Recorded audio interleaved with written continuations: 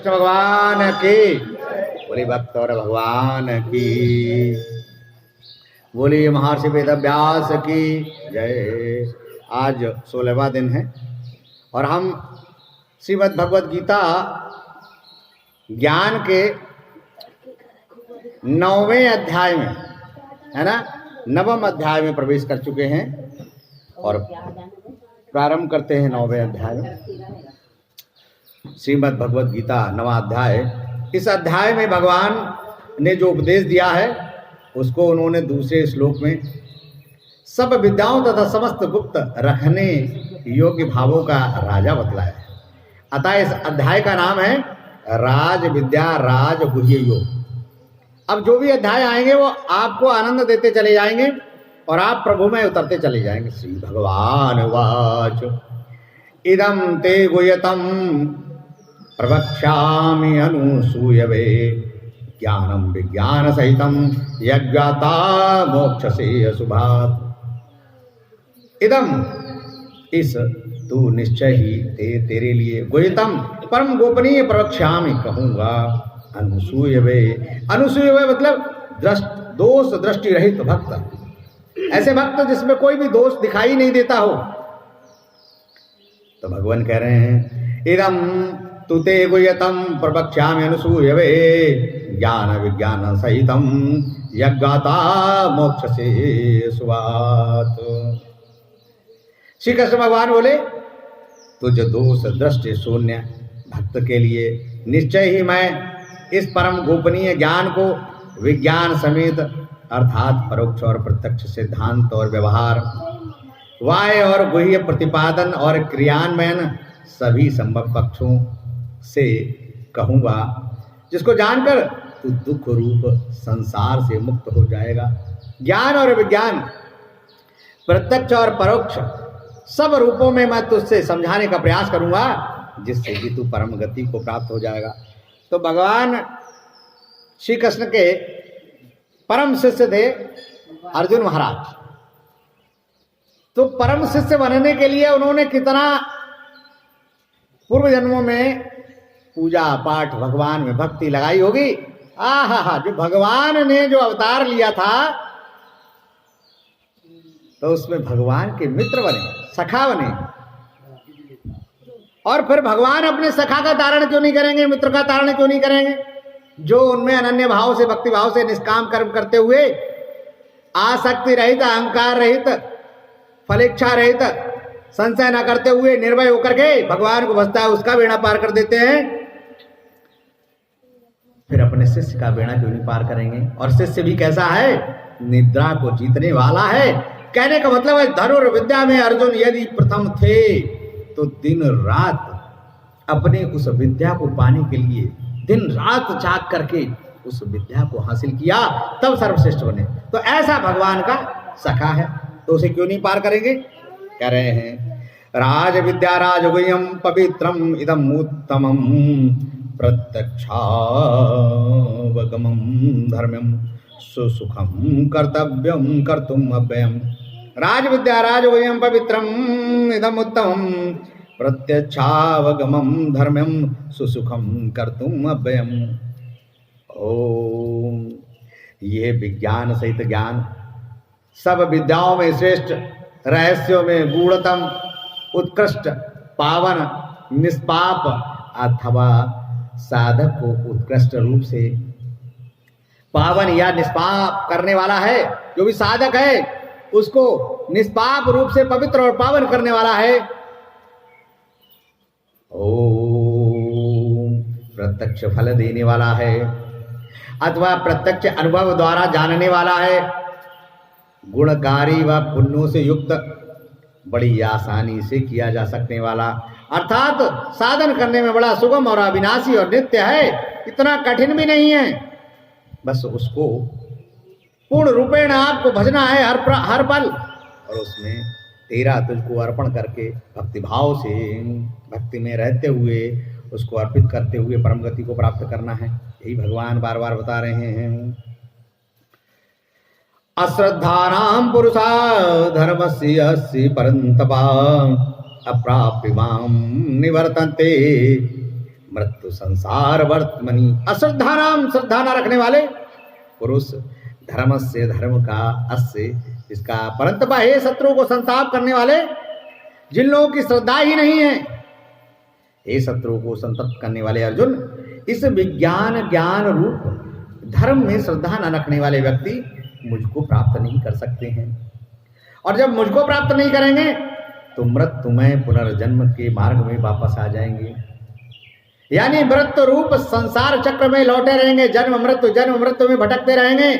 कहने का आशय है ये 84 लाख योनियों में भटकते भटकते कभी कभार भगवान की दया से जो जीव इस संसार चक्र से छूटकर परमेश्वर प्राप्त करने के लिए मनुष्य शरीर मिलता है, 84 लाख योनियों में जन्म लेते लेते जब मनुष्य का शरीर मिलता है, तब समझ लीजिए कि वो सो अवसर आ गया है जहां से आप परम गति को, भगवान की भक्ति को प्राप्त कर सकते हैं। ऐसे दुर्लभ मानव देह को पाकर के भी जो लोग भगवान के वचनों में श्रद्धा न रखने के कारण भजन ध्यान आदि साधन नहीं करते हैं, वे भगवान को ना पाकर के फिर उसी जन्म मृत्यु संसार चक्र में पड़े रहते हैं, पहले की भांति ही भटकते रहते हैं। फिर तो वही क्रम चालू हो, जैसे करोगे काम वैसा ही जन्म मिलेगा। काम यह है कि नोच खसोट लें, इधर से भी कमीशन आ जाए, इधर से भी जमीन किसी की हड़प लें, इसका बुरा हो जाए तो मेरा अच्छा हो जाएगा। अगर ये सब काम है, जो गाय है हमारी भटक रही है, कूड़ा खा रही है, और आप पॉलीथीन में पैक करके कूड़ा डाल लें, पॉलीथीन में उसके पेट में डाल लें, काम तो आप ये कर रहे हैं। और फिर कह रहे हैं बड़ा दुनिया में कैंसर फैला हुआ है, लीवर फैला हुआ है, लीवर फेल हो गया, किडनी फेल हो गई, कैंसर हो गया, ये तमाम रोग हो गए। क्यों? क्या कर रहे हो? अरे तुम तो भगवान की बनाई हुई जो योग माया से सृष्टि की रचना हुई है उसका भी विनाश कर रहे हो। जहर घोल रहे हो, जहर सुन रहे हो, जहर पी रहे हो, और हवा में भी जहर घोल रहे हो। उस चीज से तो पहले निकलिए, पहले स्वर्ग का रास्ता अग्रसर कीजिए। जो स्वर्ग भगवान ने पृथ्वी पर स्वर्ग दिया है, 5 तत्व दिए हैं, आकाश वायु जल अग्नि पृथ्वी, अरे उनको तो गंदा मत कीजिए। जब वो 5 तत्व ही गंदे हो जाएंगे, ऐसा पाया गया है कि अब जो बच्चे पैदा हो रहे हैं उनमें भी कैंसरस तत्व पाए जा रहे हैं। आप सोच के देखिए, क्योंकि माताएं बहनें क्या खा रही हैं? वही पॉलीथीन का, वही पैक्ड पानी बोतल्स का, वही सब चीजें ले रही हैं। तो हम जैसा कर रहे हैं, भगवान ने कहा है कि भैया तुम कर्म फल की इच्छा रखो न रखो, जैसा करोगे वैसा ही फल मिलेगा, उसका उल्टा बिल्कुल नहीं। किसी का बुरा करोगे तो तुम्हारा बुरा अवश्य होगा ही होगा, किसी का भला करोगे तो तुम्हारा भला अवश्य होगा ही होगा है। तो ऐसे समझ लीजिए कि अपने आप को जो मनुष्य जीवन मिला है इसी में तरण कर लीजिए, तार लीजिए, परम गति को प्राप्त हो लीजिए, वरना जन्म मरण के चक्कर में फंसे रहोगे। आज जो गाय तुम कटवा रहे हो, आज जो गाय तारों से कट रही है, वो कल तुम्हें भी उसी के रूप में आना पड़ेगा, वैसे ही कटना पड़ेगा। हमारी आपकी जिम्मेदारी है। गाय इसलिए मैंने पकड़ उठाया है कि जब भी आपके दरवाजे पर गाय आती है, दरवाजा खटखटाती है, आपके मन में आता चलो इसको कुछ रखा है खिला दो। और जो आसुरी शक्ति के लोग हैं, राक्षसी प्रवृत्ति के लोग हैं, वो उसको कटने की सोचते हैं कि चलो मरने दो, कटने दो, खत्म होने दो। इस पर विचार नहीं, इसको सोचना पड़ेगा, हमें इसको संभालना पड़ेगा। गाय, गंगा और गीता, गीता तो हम लेकर के बैठे हैं, सुन रहे हैं। गाय और गंगा, गाय कटेगी, गंगा दूषित होगी, कहां से बचोगे? कहां से बचोगे? सोच के देखिए, ये भी प्रभु के द्वारा प्रदत्त है। तो ऐसा मानव शरीर पाकर के अच्छे कर्मों को करते हुए, ईश्वर को भजते हुए, प्रतिपल ध्यान रखते हुए। हाँ, एक चीज और कहना चाहेंगे, अच्छा अच्छा सबको लगे और बुरा अच्छा किसी को नहीं लगता है। यदि हमें गाय को बचाना है, हमारी आपकी जिम्मेदारी भी है कि हम में से पढ़ लें कि हमें गाय का दूध चाहे 50 रुपए लीटर, चाहे 60 रुपए लीटर मिलता है, उसको अवश्य लीजिए। जब गाय का दूध बिकने लगेगा तब गाय बचेगी, तब लोग गाय पालेंगे, वरना नहीं पालेंगे। आप सोच रहे होंगे कि जिसने गाय पकड़ी है छोड़ दी वही जिम्मेदार है। उसने क्यों छोड़ दी? वो तो जिम्मेदार है ही, हम उसका दूध ही नहीं ले रहे। और फिर जिस दिन गोबर घर में लगाना रहता है उस दिन गाय का ही गोबर तलाशते हैं। तो हम गाय का दुग्ध, गाय के घृत को तलाशें, उसका सेवन करें, उपयोग करें। और गवर्नमेंट की ये जिम्मेदारी है गाय के जो प्रोडक्ट्स हैं उनको बढ़ावा दें। ये नहीं, किसी ने कहा था मुझसे, ये प्रकरण इसलिए डिस्कस कर रहा हूं, आप लोग भी ध्यान से समझ लीजिए। भगवान ने इससे जुड़ा है कि भगवान ने कहा है मनुष्य जीवन बड़ी मुश्किल से मिलता है, तो इसको बेकार मत जाने दीजिए। तो वहीं पर गाय का भी संदर्भ आता है। किसी ने कहा मुझसे कि डॉक्टर साहब गाय गौशालाओं में नहीं पाली जाती है। गाय गौशालाओं में नहीं पाली जाती है। गाय को आम आदमी नहीं पाल सकता, किसान ही पालेगा। जो किसान भी आज भटक रहा है वह किसान भी इस बात के लिए सोचना है।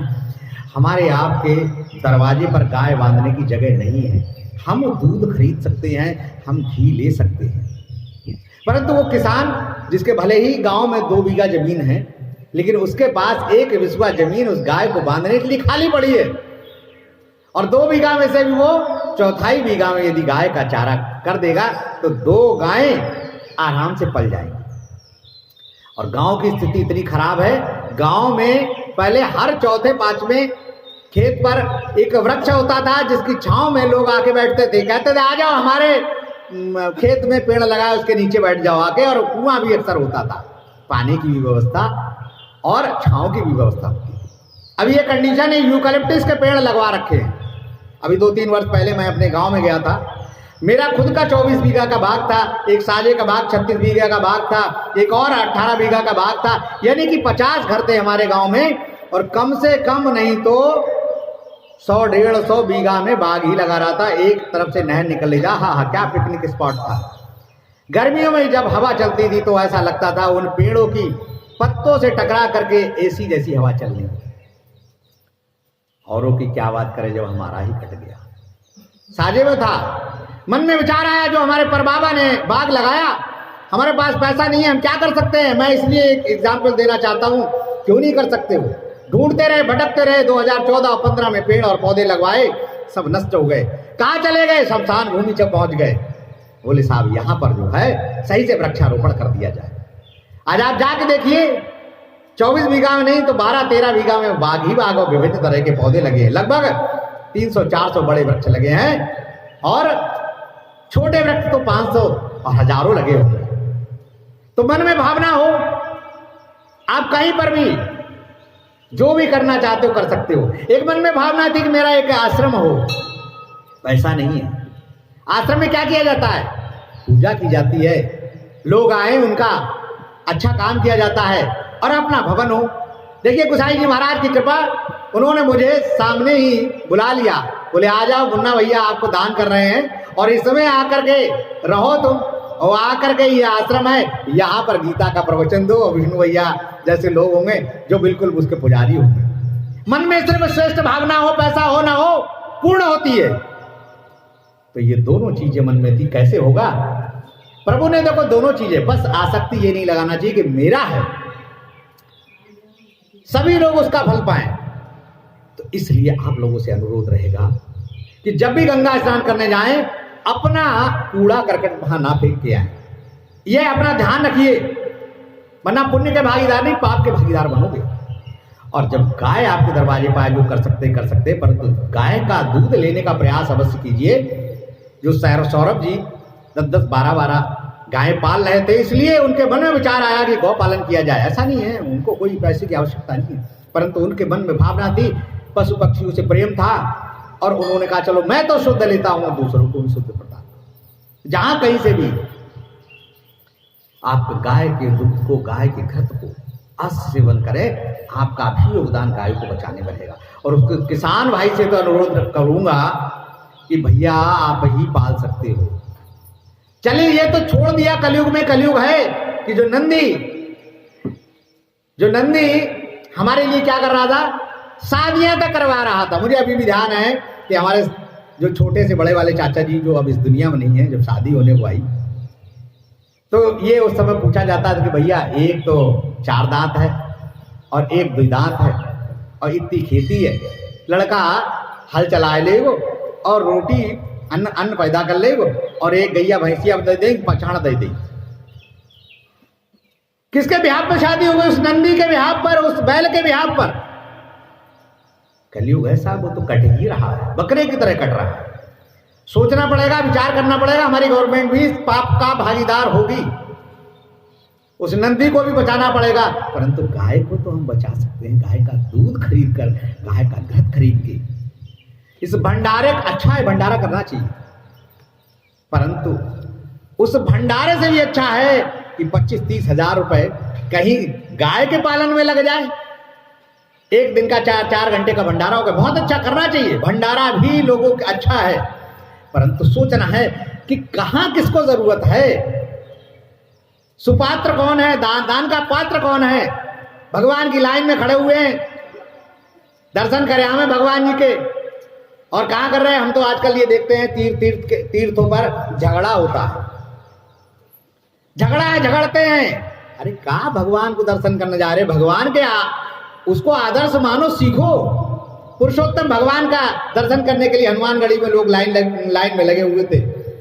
एक आदमी और औरत ऐसे झगड़ा मुक्का लात घूसा चला रहे थे। बताइए, जो और भी श्रद्धालु खड़े हैं, ये आंखों देखा है, हमारी धर्मपत्नी साथ में थी। बताओ, हम भगवान के दर्शन के लिए खड़े हुए हैं और लात घूसा मुक्का मार रहे हैं। कहा भगवान से ले रहा है, क्या चाह रहे हो? भगवान को बेवकूफ बना रहे हो, अरे खुद बेवकूफ बन रहे हो।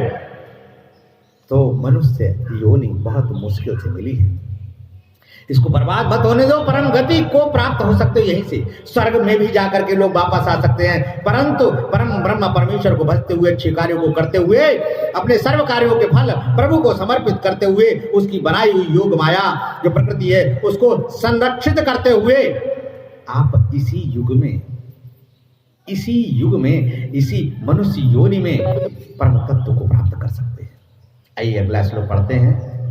कई बार ऐसा होता है ना, चीजों को देख के मन बड़ा विकृत होता है, तो आपका जब भी मन अनायास बातों में हो, माताओं बहनों से भी अनुरोध रहेगा कि उसके घर में क्या हो गया, उसके घर में क्या हो गया, ये मत सोचो।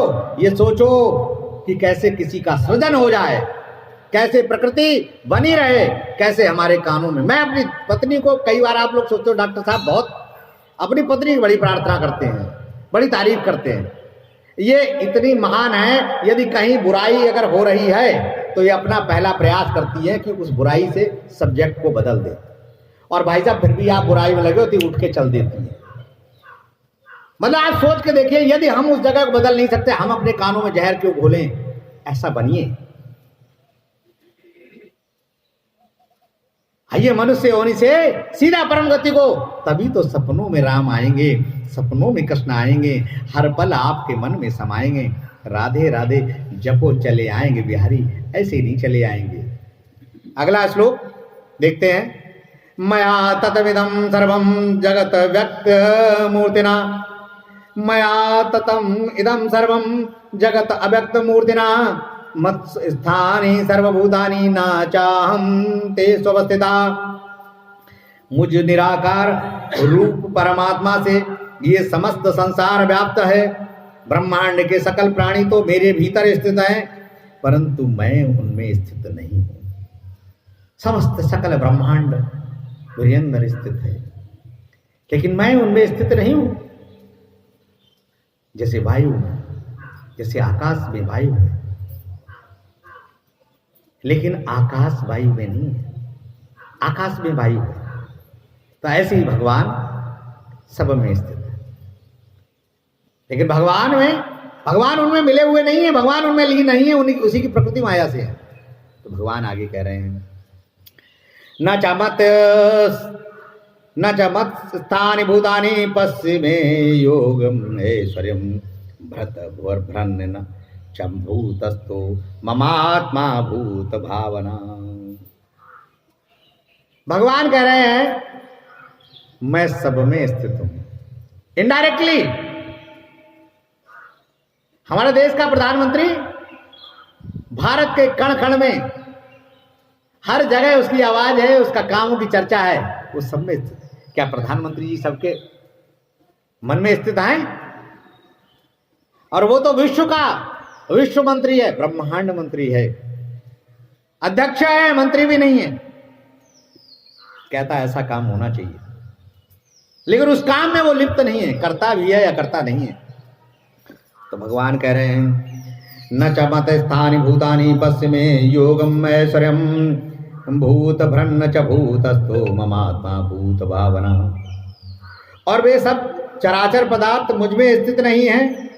मेरी ईश्वरी योग शक्ति को देखकर समस्त प्राणियों को उत्पन्न करने वाला तथा सभी चराचर प्राणियों को धारण करने वाला मेरी आत्मा में चराचर पदार्थों में स्थित है।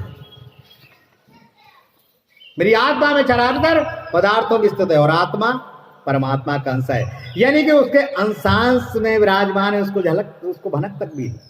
यहां तक कि प्रभु ही जब अवतार लेते हैं तो उसका उनको भी भनक नहीं है।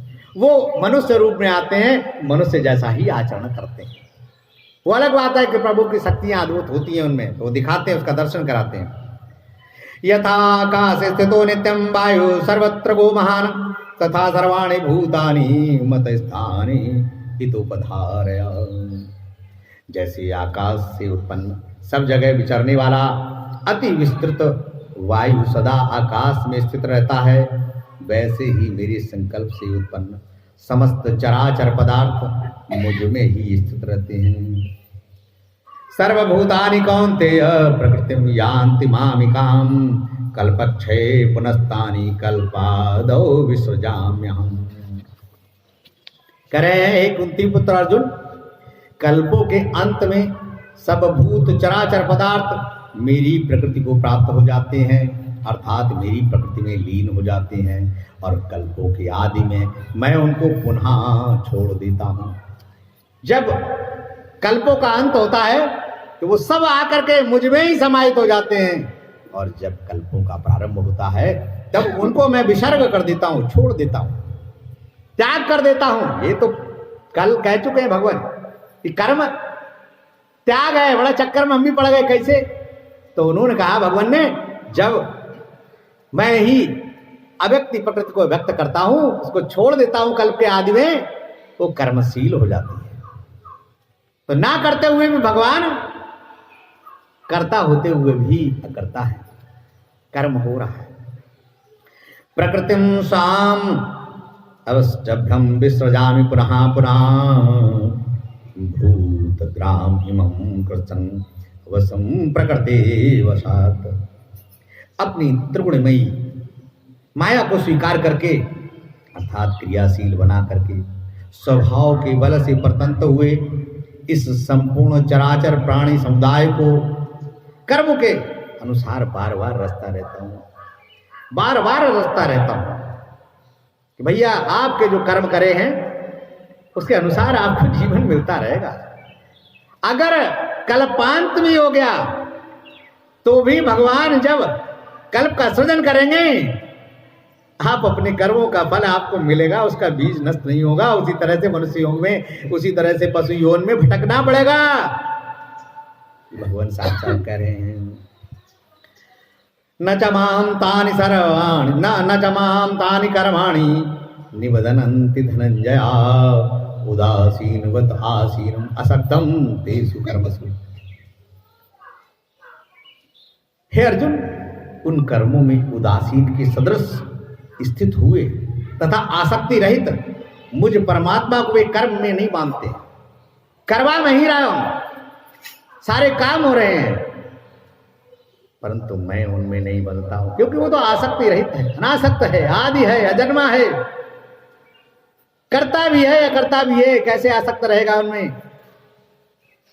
ओ मया अध्यक्षेण प्रकृते सूयते सचराचरम हेतुना अनेन कौन्तेय जगति विपरिवर्तते। अध्यक्ष है भगवान, जो प्रकृति का सृजन हुआ है भगवान उसका अध्यक्ष है। हे अर्जुन, मेरी अध्यक्षता देख रेख में ही प्रकृति यानी मेरी माया रूपी शक्ति स्थार जंगम सहित इस संपूर्ण जगत को उत्पन्न करती है, अर्थात रचती है। और इस कारण से संसार आवागमन चक्र में घूमता रहता है। उसके अध्यक्ष है भगवान, मतलब नहीं है, परंतु भगवान की अध्यक्षता में ही, उनकी ही देख रेख में सब हो रहा है। कौन कर रही है? उनकी योग माया, प्रभु की योग माया। अब अजानन्ति मां मूढ़ा, अब जानन्ति, अब क्या करते हैं? अब जानन्ति मां मूढ़ा मानुषी तनु आश्रितम परम भावम अजानन्तो मम भूतम महेश्वरम।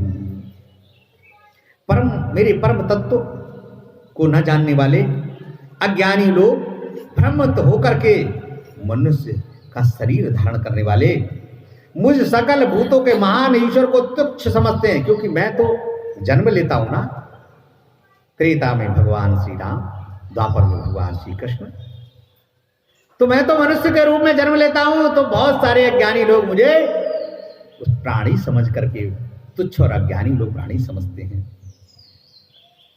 अर्थात अपनी ही योग माया से संसार उद्धार करने के लिए मनुष्य रूप में विचरते हुए मुझ परमेश्वर को एक साधारण मनुष्य मात्र मानते हैं अज्ञानी लोग। ज्ञान ही नहीं है, यही तो इसमें बताया जा रहा है। मोग आशा मोग कर्मणो मोग ज्ञानाम विचेतसा राक्षसीम आसुरी चैव प्रकृति मोहिनी सुता। क्योंकि उनकी प्रकृति कैसी है? राक्षसी और आसुरी प्रकृति की वजह से उस भगवान को वो जिसने अवतार लिया है उसको एक प्राणी मात्र मानते हैं। क्यों? निरर्थक आशाओं, मोग आशा, जिनकी आशा व्यर्थ है, निरर्थक आशा है। मोग कर्माणु, अर्थहीन कर्म, मोग ज्ञानाम, और अर्थहीन ज्ञान है। विचेतसा, विक्षिप्त चित्त, मोहित करने वाले, और राक्षसों के, असुरों के स्वभाव को ही धारण किए हुए हैं। इस वजह से हम उसको पहचान ही नहीं पाते हैं कि साहब उसने भी मनुष्य रूप में, प्राणी रूप में अवतार लिया। हो ही कोई भगवान, गाली देते हैं लोग भगवान राम को। बताइए, कोर्ट में लड़ा जाता है, फिर जीता जाता है उसको, तब कहीं भगवान के मंदिर की स्थापना हो पाती है, पुनर्स्थापना हो पाती है भगवान कृष्ण को। तो ऐसे ऐसे लोग हैं, अज्ञानी हैं, जो जानते ही नहीं हैं। ये कहानी है। अब भगवान के प्रभाव को जानने वाले दैवी प्रकृति के आश्रित उच्च कोटि के अनन्य भक्त साधकों के लक्षण बताते हैं। वो सारे आप लोगों के लक्षण होंगे, क्योंकि 1000 में आपको चुना है। और यदि आपके अंदर वो लक्षण नहीं है तो आज से ही एक एक शब्द को सुनिएगा और लक्षणों को अपने अंदर धारण करने का प्रयास करिएगा, तभी परम गति को प्राप्त होगा। महात्मानस्तु मां पार्थ दैवी प्रकृति महाश्रिता भजन्ति अनन्य मनसो ज्ञाता भूतादि अव्ययम्। किंतु हे कुंती पुत्र अर्जुन, सात्विकी वृत्ति का आश्रय लिए हुए अर्थात सात्विक वृत्ति से परिपूर्ण महात्मा लोग मुझे भूतों का यानी समस्त चराचर प्राणियों का आदि कारण नाश रहित जानकर अनन्य मन से युक्त हुए मुझको निरंतर भजते रहते हैं। तो सबसे पहला उन्होंने कारण बता दिया कि मुझको निरंतर रूप से भजते रहो, भजन करते रहो, राधे राधे करते रहो, कष्ट कष्ट करते रहो, राम राम करते रहो। हमारे पूर्वज लोग कितने अच्छे थे, बोले क्या आदमी बड़ा ज्ञानी है, ये राम राम ना करे वो राधे नाम करे। उन्होंने कहा लो नाम लो राधे श्याम, लड़का को नाम रख दो राधे श्याम। अब तुम कैसे नाम ना लोगे? तो राधे का भी श्याम का भी। हमारे बाबा जी ने हमारे पिताजी का नाम रख दिया श्री राम आश्रय, राम का भी नाम आ गया और बोले इन्हीं के सहारे। एक चाचा का नाम है राम प्रताप, एक चाचा का नाम है राम दर्शन, एक चाचा का नाम है एक ताऊ का नाम है रामपाल। तो मतलब कैसे नाम ना ले वैसे नाम रखे जाते। अब जी कहा बंटू चिंटू कंटू फंटू है ना, मैं किसी व्यक्ति विशेष में नहीं, वो नाम अच्छे होंगे। तो हमारा जो नाम का सृजन होना चाहिए, वो नाम आपको प्रभाव बनाता है, उसका अर्थ होना चाहिए। नाम भगवान के जनार्दन, हा, क्या भगवान का ही नाम रख दिया। बोले वृंदावन में आई लाल के, मम्मा की याद आ जाती है। विष्णु भगवान का नाम रख दिया। ऐसे नाम रखने चाहिए, भगवान का नाम अपने आप निकल जाए। हमेशा बच्चों का कहीं ना कहीं जो भी नामकरण करे भगवान के जन्म के आधार पे, कर्म के आधार पे भगवान के हजारों नाम बताए गए हैं, कोई सा एक नाम आगे पीछे मिला दो, याद आता रहेगा, भगवान का भजन होता रहेगा, आप अच्छे कर्म करते रहो। उल्टा नाम जगत जग जाना और वाल्मीकि भय ब्रह्म समाना। वाल्मीकि भगवान ने कहा भैया जब हम राम राम नहीं कर पाए, उनने कहा मरा मरा कर लूं, तो मरा मरा भी बोलो, राम राम निकल गया। ब्रह्म के समान महर्षि वाल्मीकि हो गए और भगवान श्री राम के जन्म से पहले ही वाल्मीकि रामायण का सृजन कर दिया। तो ऐसे ऐसे आगे कह रहे हैं सततम, वाह जय हो भैया की। कहते हवा जब चलती है तो चीजों को थोड़ा सा लुढ़काती पड़काती चलती है, तो हवा को कंट्रोल करना पड़ता है। जिस दिन आपने अपनी ऊर्जा को, तप को, अपनी अग्नि को, अपने क्रोध को कंट्रोल में कर लिया, अपने हवा जैसे चलने मन को कंट्रोल कर लिया धैर्य धारण के साथ और पृथ्वी जल तत्व के साथ में, उस दिन सारे काम आपके अच्छे होते चले जाएंगे। बोले कृष्ण भगवान की जय हो। देखिए हवा चलती है अच्छे कार्यों के लिए, तप होता है, क्रोध आता है, कभी अच्छे कार्यों के लिए गुस्सा आता है, उसका भी तारीफ करना चाहिए। बस उसको अगली बार संयमित ढंग से करना है, ये मन में ध्यान में रखना है।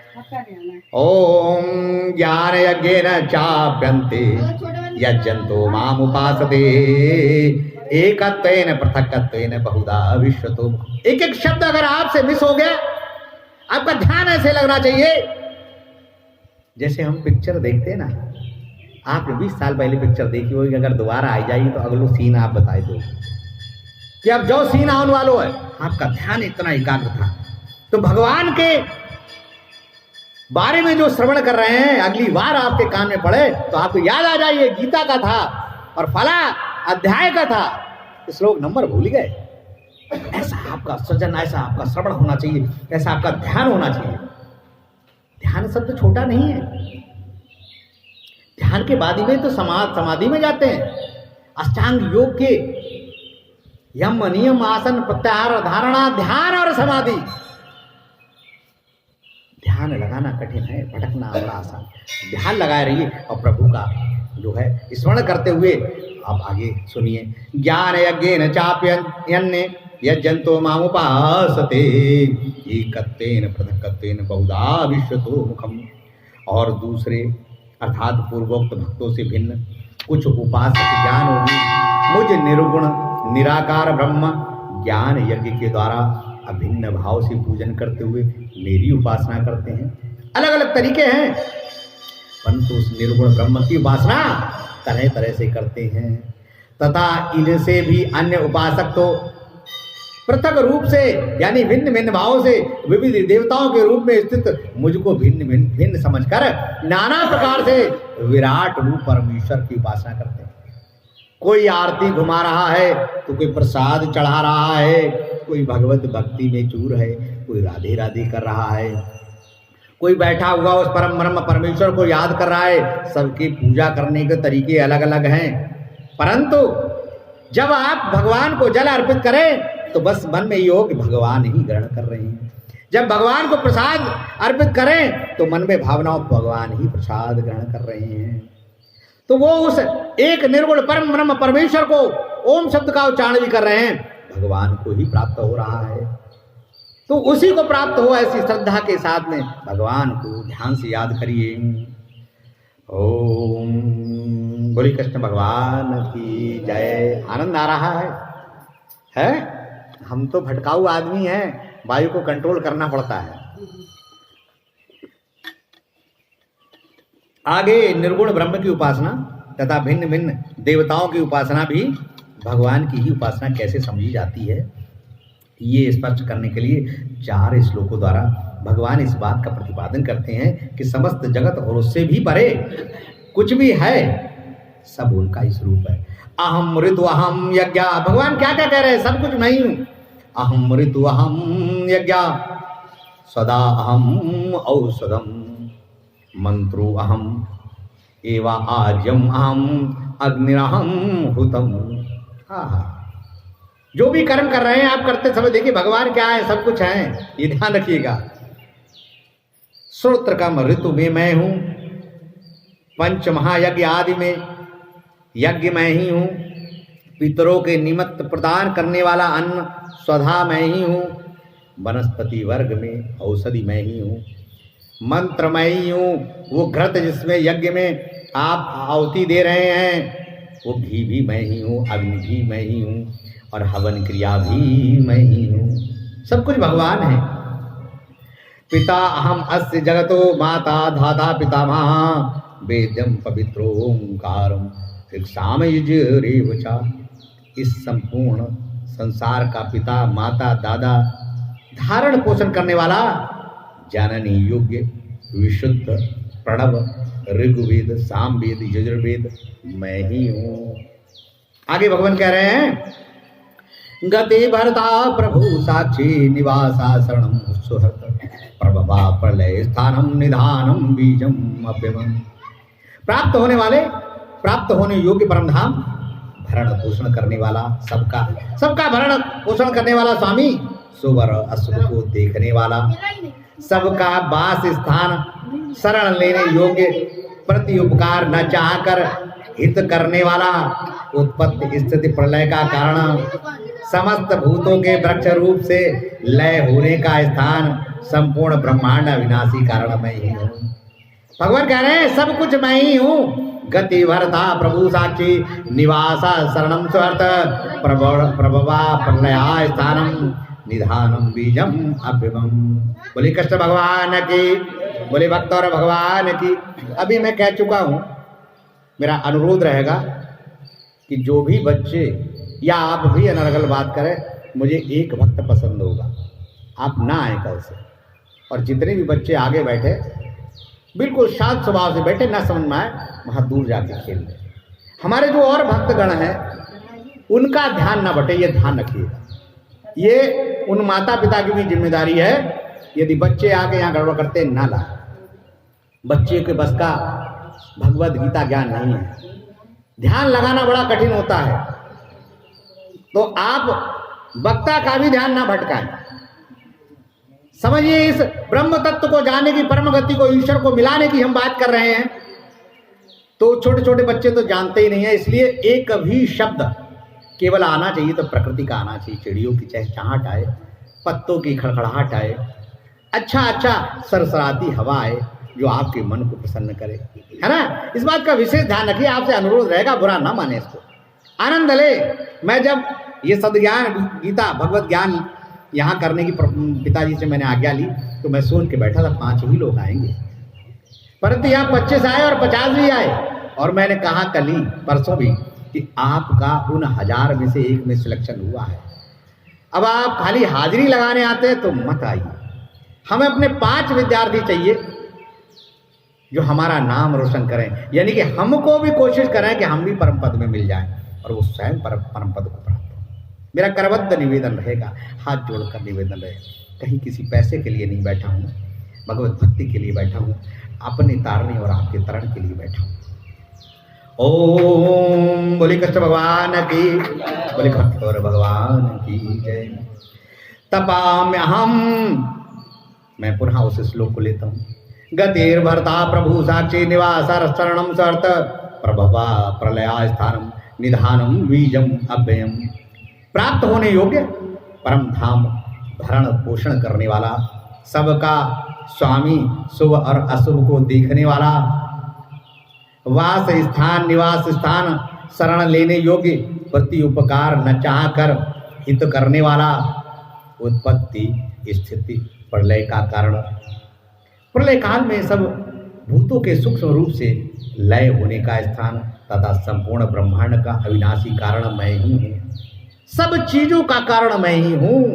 तो जो कारणभूत है हम उसी में मिलन की तैयारी करें। तपाम्यहम वर्ष निग्रहणाम्यो सजाम चा अमृतम चैव मृत्युश्च सत असत। अच्छा अर्जुना, क्या करें अर्जुन से?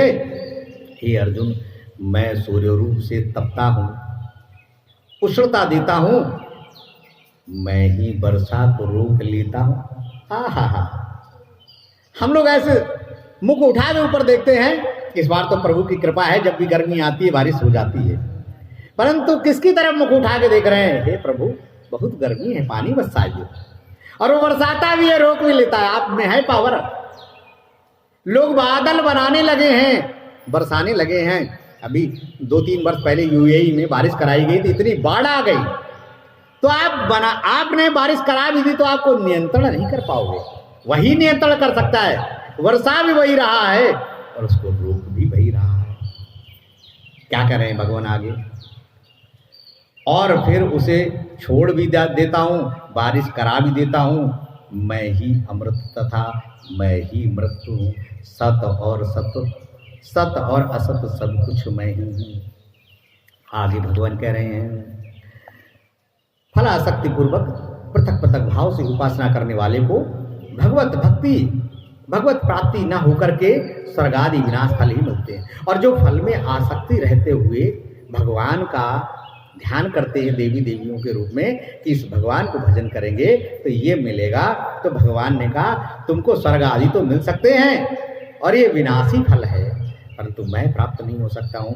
इस बात को दिखलाने के लिए 2 श्लोकों में भगवान ऐसी उपासना का फल सहित वर्णन करते हैं। करें त्रय विद्या माम सोमपा पूत पापा यज्ञैर इष्टवा स्वर्गगतिम पार्थयन्ते ते पुण्यम असाध्य सुरेंद्र लोकम असनंति दिव्यां देव भोगान। त्रय विद्या, तीनों वेदों का विधान किए हुए सकाम कर्मों को करने वाले, सकाम कर्मों को करने वाले तीनों वेद, साम वेद, ऋग्वेद, यजुर्वेद का वर्णन किया है, अथर्ववेद का भी थोड़ा साइड में उन्होंने रखा है, तो उनको भी आपने मनन कर लिया और फल की इच्छा से सकाम काम भाव से कर रहे हैं। तो तीनों वेदों में विधान किए हुए सकाम कर्मों को करने वाले, सोम रस का पान करने वाले, पापों के नाश से पवित्र हुए पुरुष मुझको यज्ञों द्वारा पूज कर स्वर्ग की प्राप्ति तो कर सकते हैं।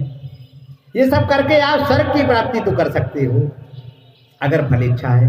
वे पुरुष अपने पुण्यों के फलस्वरूप इंद्रलोक को प्राप्त होकर के स्वर्ग में देवताओं के दिव्य अलौकिक को भी भोग लेंगे। स्वर्ग में पहुंच गए, स्वर्गलोक के जो देवताओं को अलौकिक चीजें मिलती हैं वो भी आपने भोग ली, परंतु जैसे ही आपका कर्म फल पूरा हुआ पुनः मृत्युलोक में आना पड़ेगा। तेतम भुक्ता स्वर्गलोक विशालम क्षीणे पुण्य मृत्युलोकम विशन्ति एवं त्रयी धर्मम मनु प्रपन्ना गतम काम कामा लभन्ति। वे उस विस्तृत स्वर्गलोक को भोग चुकने पर, पुण्य कर्मों के फल को समाप्त होने पर मृत्युलोक को आते हैं। इस प्रकार स्वर्ग के साधन रूप तीनों वेदों में कहे हुए सकाम कर्म रूपी धर्म का आश्रय लेने वाले, भोगों की कामना करने वाले पुरुष बार बार आवागमन को प्राप्त होते हैं, अर्थात पुण्यों के प्रभाव में स्वर्ग में जाते हैं और पुण्यों के क्षीण हो जाने पर पुनः मृत्युलोक में आ जाते हैं। आपने कितने ही अच्छे काम करे, आपको स्वर्गलोक तो मिल गया और स्वर्गलोक को भी विनाशी कह दिया है। जैसे ही आपके अच्छे पुण्य कर्मों के फल वहां पूरे हो जाएंगे, आपको पुनः मृत्युलोक में आना पड़ेगा। भगवान में मिलने के लिए आपको भगवान में निष्काम भाव से कर्म करते हुए, भगवत भक्ति में चूर होते हुए, यहीं से तो विभिन्न मार्ग निकले हैं, विभिन्न धर्म यहीं से निकले हैं। कोई एक उस भगवान रूपी अल्लाह को याद कर रहा है, उसमें मन लगाया हुआ है। कोई आर्य समाजी कहता है ओम शब्द को ही, और हमारा जो सनातन धर्म है विभिन्न देवी देवताओं को पूजते हुए भगवान को ही प्राप्त कराता है। ये आपका मन भटके नहीं, इसलिए विभिन्न रूपों में विभिन्न देवी देवताओं को जिसमें आपका मन लगे, सगुण ब्रह्म को आप ध्याते हुए, भजन करते हुए, उसका पूजन करते हुए, प्रसाद चढ़ाते हुए, अर्घ चढ़ाते हुए, भगवान का पूजन करते हुए मन आपका लगना चाहिए, श्रद्धा आपकी लगना चाहिए। अश्रद्धा युक्त व्यक्ति जो है वो भगवान के लिए नहीं प्राप्त होगा, आपकी पूजा भगवान को नहीं प्राप्त होगी। अगर मन में घमंड आ गया है, ले जाओ 20,000 रुपया और भंडारा करवाए दियो, कोई फल प्राप्त नहीं होगा। उससे अच्छा जो भंडारा बंटवा रहे हैं वो है। तो जिस समय आप दान पुण्य करें पूर्ण श्रद्धा और भक्ति और भाव के साथ में, 1 रुपए का भी करें, भगवान को प्राप्त होगा। आपका जो कार्य है वो भगवान को प्राप्त होगा। उस विस्तृत स्वर्गलोक में भोग चुकने पर, जब आपने स्वर्गलोक में पहुंच गए और आपके पुण्य कर्म पूरे हो गए, फिर आपको मर्त्यलोक में आना पड़ेगा। भगवान आगे कह रहे हैं, अनन्या चिंतयन्ता माम ये जना पर्युपासते तेषां नित्य वियुक्तानां योगक्षेमं वहाम्यहम्।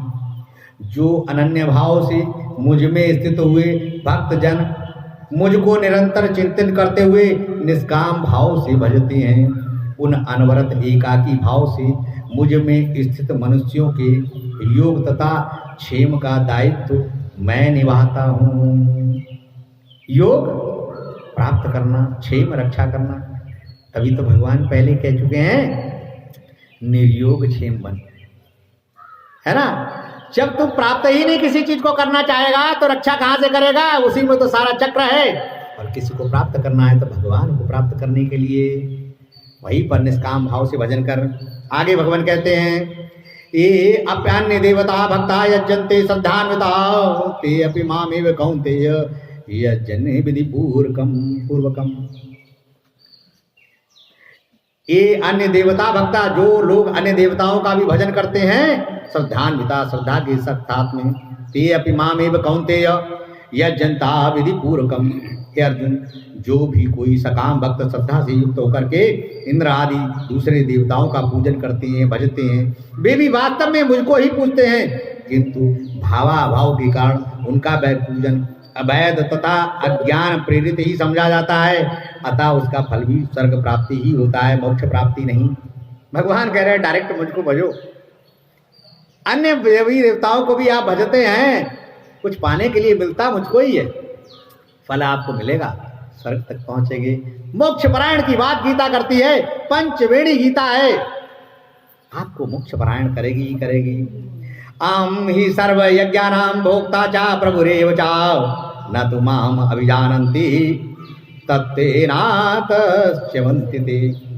क्योंकि समस्त यज्ञों को भोगने वाला और स्वामी मैं भी हूँ, समस्त यज्ञों का भोगने वाला और स्वामी मैं ही हूँ, परंतु वे मुझ आदि यज्ञ स्वरूप परमेश्वर को तत्व से गहराई के साथ पूरी तरह से नहीं जानते हैं, इसलिए वे गिरते हैं, यानी पुनर्जन्म को प्राप्त होते हैं। वो जो भी यज्ञ कर रहे हैं, पूजा कर रहे हैं, हवन कर रहे हैं, मुझको ही मिलता है, परंतु मेरे तत्व को नहीं जान पाते हैं, तो बार बार जीवन मरण के चक्र में पड़े रहते हैं। स्वर्ग तो मिल सकता है, भगवान ने कह दिया है, लेकिन आपको वो भी विनाशी है, देवताओं को भी विनाशी बता दिया। अभी बात करके आए थे ना, ब्रह्मा जी की आयु 100 वर्ष और ब्रह्मा जी का एक दिन कितना बड़ा है, तो आप सोच के देखिए। फिर हम पीछे लौटेंगे तो फिर लगेगा यार ब्रह्मा जी का 100 वर्ष कितना बड़ा है। ब्रह्मा जी के जब 100 वर्ष पूरे होते हैं, ब्रह्मा जी की भी आयु पूरी होती है, तो कल्पांत होता है ना, महाक्षय होता है। यान्ति देवव्रता देवान् पितॄन् यान्ति पितृव्रता भूतानि यान्ति भूतेजा यान्ति मध्यजनोऽपि माम्। देवताओं को पूजने वाले देवताओं को प्राप्त होते हैं, देवलोक को जाते हैं, पितरों को पूजने वाले पितरों को प्राप्त होते हैं, पितृलोक को जाते हैं। भूत प्रेतों को पूजने वाले भूत प्रेतों को प्राप्त होते हैं, भूतलोक को जाते हैं। मुझे पूजने वाले मुझको प्राप्त होते हैं, ब्रह्मलोक को जाते हैं। सोचना आपको है किसको पूजना है, मिलना है आपको सब कर्मों का फल। भगवान को देवताओं को पूजते हैं तो प्राप्ति होगी सुख की, स्वर्ग तक पहुँचते हैं भगवान में। तो भगवान को पूजने की बड़ी कर्री शर्तें हैं। कह रहे डॉक्टर साहब फिर याद दिवा दे, शर्तें क्या है? आसक्ति रहित, किसी चीज़ से लगाव नहीं, माया मोह रहित, किसी कर्म फल की इच्छा नहीं, अहंकार रहित, निर्भय होकर के बिना संशय के भगवान को भजते हुए अपने सब कर्मों को करते रहो, आप मोक्ष को परायण होंगे। बोले कृष्ण भगवान की जय। पत्रम पुष्पम फलम तोयम यो मे भक्त्या प्रयच्छति तद अहम भक्ति उपहृतम अस्नामि प्रेतात्मना। भगवान भाव के भूखे हैं, कितना बढ़िया सब, भगवान भाव के भूखे हैं, ये इससे स्पष्ट होता है। कुछ भी चढ़ा दोगे उसको सहर्ष से स्वीकार करते हैं। भगवान भाव के भूखे हैं। जो कोई भक्त मेरे लिए पत्ते, फूल, फल, जल आदि किसी साधारण वस्तु को भी प्रेम पूर्वक अर्पित करता है, शुद्ध अंतःकरण वाले उस निष्काम भक्त के प्रेम पूर्वक अर्पित किए हुए उस फूल पत्ते आदि का मैं सगुण रूप में प्रकट होकर के प्रीति सहित खाता हूं। इसीलिए कहा जब जल चढ़ाओ भगवान का बिल्कुल प्रकटीकरण आपके सामने हो, आंखें बंद करके प्रभु को ही प्राप्त होगा। यदि कुछ फल अर्पित कर रहे हो प्रभु ही खा रहे हैं, ऐसा मन में भाव तो आना चाहिए, प्रभु ही खाएंगे। भगवान भाव के भूखे हैं। यद करोसि यद अस्ना यद करोसि यदस्नासि यज्जोसि तदासि यद पश्यसि कौन्तेय तत् कुरुषसु मदम् अर्पणम्। हे अर्जुन, जो कुछ तू कर्म करता है, जो खाता है, जो हवन करता है, जो दान करता है, जो कुछ तप करता है स्वधर्माचरण रूप में, वह सब मेरे लिए अर्पण कर दे। जो कुछ करता है तो ये भाव कर कि सब कुछ हम ही नहीं कर रहे हैं, तो जे ही जाने इनकी महिमा, जे ही जाने तेरा तुझको अर्पण क्या लागे मेरा। शुभाशुभ फलैरेवं मोक्ष से कर्म बंधन नहीं संन्यास योग युक्तात्मा विमुक्तो मामो पैस्यसि। इस प्रकार कर्मों को भगवत अर्पण करने पर संन्यास योग से युक्त मन वाला तू मंगल अमंगल फल रूप कर्म बंधनों से मुक्त हो जाएगा और मुक्त होकर के मुझको ही प्राप्त होगा। कितने आसान आसान तरीके बताते जा रहे हैं। कुछ भी चढ़ाओगे मुझको ही प्राप्त होगा। भाव आपका मेरे लिए समर्पित हो। समूहम सर्वभूतेषु नामे द्वैसे अस्तु ना प्रिया ये भजन्ति तू माम भक्त्या मयि तेषु चाप्यहम्। मैं सभी प्राणियों को एक साथ समझने वाला हूँ, अथवा मैं सभी प्राणियों में समान रूप से व्याप्त हूँ। न कोई मेरा अप्रिय है और ना ही कोई मेरा प्रिय है, परंतु जो भक्त मुझको अनन्य प्रेम से भजते हैं वे मुझ में तथा मैं उनमें प्रकट होता हूँ। चोर है, डाकू है, उचक्का है, हम जैसे सज्जन लोग हैं, भगवान सब में है और सब भगवान में है। सब चोर चोरी करने से पहले भी कहते भगवान आज बढ़िया सी चोरी हो जाए, पकड़े ना जाए। याद करता है भगवान को, किसी भी धर्म का हो, किसी भी जाति को ऊपर वाले को याद करता है। उसके नाम अलग अलग दिए गए हैं, तो भगवान कह रहे हैं हम सब में हैं और ठीक है ना, और सब हम में है। आगे भगवान कह रहे हैं अपि चेत सुदुराचारो भजते माम अनन्य भाग साधुरेव च मंतव्या सम्यग व्यसितो हि सा। क्षिप्रम भवति धर्मात्मा शाश्वत शांतिम निगच्छति कौन्तेय प्रतिजानीह नामे भक्ता प्रणश्यति। यदि अतिशय दुराचारी भी अनन्य भाव से मेरा भक्त होकर के मुझको निरंतर भजता है तो वह सज्जन सदाचारी ही समझा जाना चाहिए, क्योंकि वह यथार्थ निश्चय वाला है। इसलिए वह शीघ्र ही धर्मात्मा पुण्यात्मा हो जाता है, नित्य स्थायी सदा रहने वाला परम शांति को प्राप्त हो जाता है। हे अर्जुन, तू निश्चय पूर्वक सत्य जान, मेरा भक्त कष्ट में नहीं। और हम क्या हैं, आज हमारे बारे में किसी ने कछु कह दी तो हम उससे बदला लेने की ठान लेते हैं। भगवान कह रहे हैं कि जो हमारे बारे में भी उल्टा सुना रहा है, परंतु हमको याद करते हुए वह भी कष्ट में नहीं रहेगा, क्योंकि वो जानता ही नहीं है, लेकिन वो हमें याद कर रहा है। तो वही है, कर्मों का फल मिलता रहेगा। जैसा कर्म करोगे वो नष्ट नहीं होगा। आगे भगवान कह रहे हैं माहि पार्थ व्यपाश्रित ये अपि स्यु पापयो नया स्त्रियो वैश्या तथा शूद्रास्ति अपि यान्ति पराम गतिम। हे अर्जुन, पापाचारियों के कुलों में उत्पन्न जो भी स्त्रियां, वैश्य, शूद्र कोई भी हो, वे भी मेरी शरण में होकर के मेरा आश्रय लेकर के निश्चित रूप से परम गति को अर्थात मुझको प्राप्त होते हैं। किम पुनर्ब्राह्मणा पुण्या भक्ता राजर्षा तथा अनित्यम सुखम लोकम इमं प्राप्य भजस्व मां। 9वें अध्याय का अंतिम श्लोक है। इसमें भगवान कह रहे हैं कि फिर यदि पुण्यशील ब्राह्मण अथवा राजर्षि भक्तजन परम गति को प्राप्त हो जाते हैं तो इसमें कहना ही क्या है। अरे जब ब्राह्मण राजर्षि परम भक्ति को प्राप्त हो जाते हैं तो आम आदमी भी प्राप्त हो सकता है। इसलिए सुख रहित क्षण भंगुर इस मनुष्य शरीर को प्राप्त करके निरंतर ही मेरा भजन कर सुख रहित, क्या ये दुखालय है, हमारा शरीर जो है वो दुख का आलय, दुख का घर है और क्षण भंगुर भी है, इसका विनाश होना भी है। तो सुख रहित होकर के भगवान को याद करते हुए सारे कर्मों को उसमें समर्पित करते हुए मुझको भजन कर, तब मुझ में मिल पाएगा। और जब मुझ में मिल पाएगा तो तू भी भगवान हो जाएगा। भगवान का जो अंश है भगवान में मिल जाएगा तो क्या हो गया, भगवान हो गया। तो हमें छोटा मोटा नहीं बनना है, हमें डीएम एसडीएम ये तो सब बनते ही रहना है, पढ़ लिख करके प्रधानमंत्री मुख्यमंत्री ये तो सब बनना ही है, लेकिन हमको सीधा भगवान में होना है।